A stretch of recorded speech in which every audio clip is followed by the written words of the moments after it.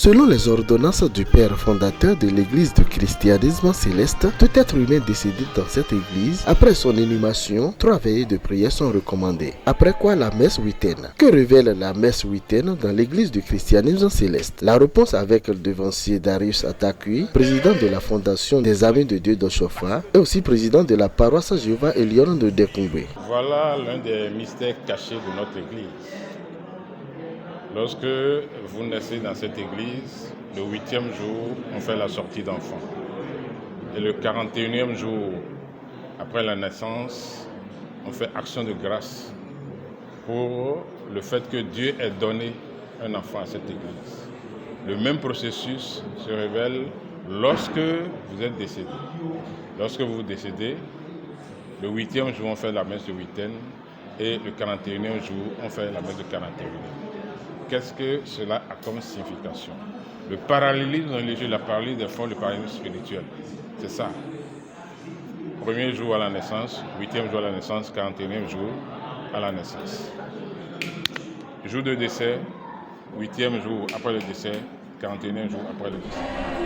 Qu'est-ce que cela veut dire pour nous chrétiens célestes? C'est une grande signification parce que le 8e jour où on fait la sortie d'enfant, le corps glorieux, lumineux de l'être est créé. Et c'est le 8e jour après le décès que l'âme du défunt rentre dans le corps glorieux. Et c'est le 41e jour après le décès que l'âme va quitter la terre pour aller se reposer là où il doit attendre pour le jugement. Vous allez constater que lorsque nous avons fait l'enterrement de Papa Gamadoualo, il y avait du monde. D'accord? Le processus est un processus à 7 étapes. La première étape, nous avons été conçus au ciel. Nous sommes nés sur la terre. On nous a enterrés sous la terre. D'accord? Et papa est en train de rentrer dans l'oubli. Si vous comptez le nombre de fidèles qui étaient à l'enterrement à Tori, c'est des milliers. Aujourd'hui, vous n'avez pas atteint ce nombre. Donc papa est en train de rentrer dans l'oubli. C'est la 4e étape. Maintenant, lorsqu'il va quitter cette étape-là, il va aller en attente de jugement. Et c'est quand il sera jugé qu'il ira au paradis. Donc voilà les 7 étapes que nous, chrétiens célestes, nous devons exécuter et suivre. Voilà ce que donne la signification de messe de huitaine. Alors, si papa était catholique, je dirais que c'est le doyen des cardinaux de Rome qui est décédé. S'il était catholique. Mais en tant que chrétien céleste, c'est le doyen des pasteurs de fonction de l'église chrétienne céleste. Donc c'est une personnalité, c'est une grande personnalité. Et tout ce que nous faisons aujourd'hui là, ce n'est que pour lui rendre hommage, afin que son corps glorieux soit accompagné, soit accueilli par les anges, par l'œuvre qu'il a eu à faire sur cette terre, et c'est bénéfique pour chacun. La cérémonie d'adieu à Papa Gamadoualo a été officiée par le président de la région du littoral, pasteur Kiki Toussaint.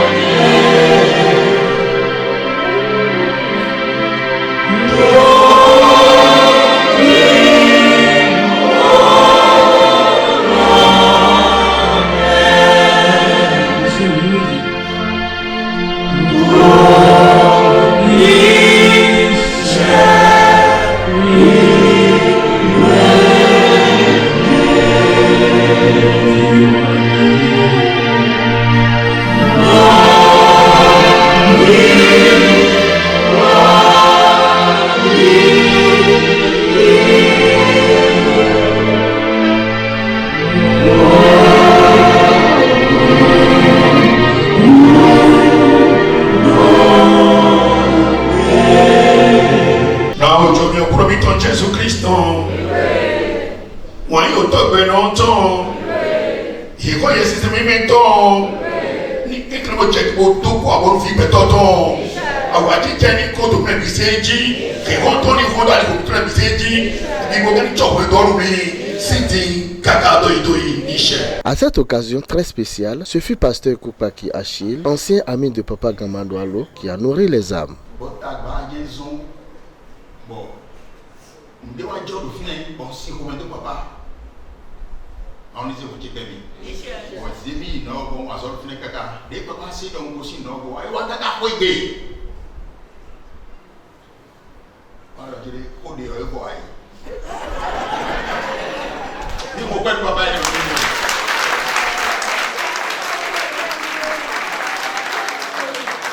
Il est venu jusqu'à la maison. C'était Wendy. Et le coup de voix. Bon, Dieu, c'était à la journée à Isabelle. Bon, on a mis un bloc, nous mettons aux filles. Bon, je leur dis, papa m'a dit, t'es bon pour la dit papa, t'es bon pour la dit papa, mais qu'on a dit, m'a dit papa.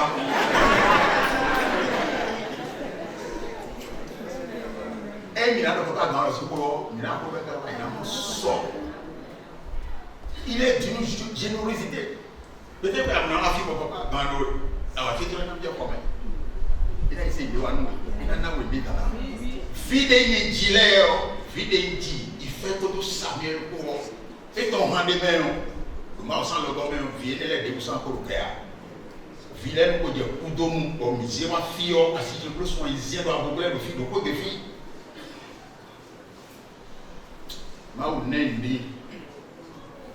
on y a un peu de non check, et on peut venir les deux. Nous pouvons papa dans ma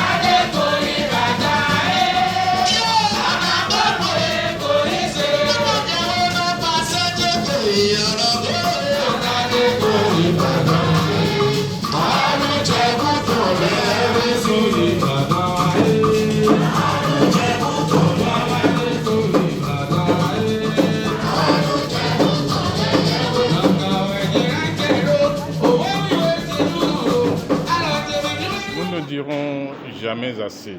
Et les mots nous manquent pour qualifier l'homme de cette trempe-là. Ça, je vous le dis. Si nous devons regarder parmi les dignitaires qui sont partis, parmi ceux qui restent aujourd'hui, je vous dis, c'est une bibliothèque qui a fermé ses portes. C'est une bibliothèque qui a fermé ses portes, c'est une bibliothèque qui a fermé ses portes. Et ce qu'il maîtrise, ce qu'il connaît de l'Église, je ne sais pas s'il a légué ça à quelqu'un. Et je ne sais pas s'il y a quelqu'un encore dans l'Église qui détient toutes ces connaissances, toutes ces histoires, tous ces faits inédits, tous ces événements glorieux qu'il a connus avec le fondateur de cette Église. Que Dieu m'en garde. Je m'en vais exhorter la jeune génération pour dire dans cette église, essayons d'avoir des mentors spirituels, je dirais. Des hommes qui doivent servir d'exemple. Et pour Papa Gama Doualo, il en est un. Pour moi, je ne sais pas pour les autres, mais c'est un homme qui doit servir d'idéal pour nous dans cette église. En tant que haut dignitaire de l'église, il faut que nous essayons de mettre nos pieds dans ses pas, comme lui l'a mis les pieds dans les pas de notre fondateur, Samuel Bio Joseph Oshofa, et Oshofa a mis ses pieds dans les pas de notre Seigneur Jésus-Christ. Repos éternel à toi, cher Pépé, qu'au dernier jour, nous nous reverrons dans la félicité céleste. Alléluia.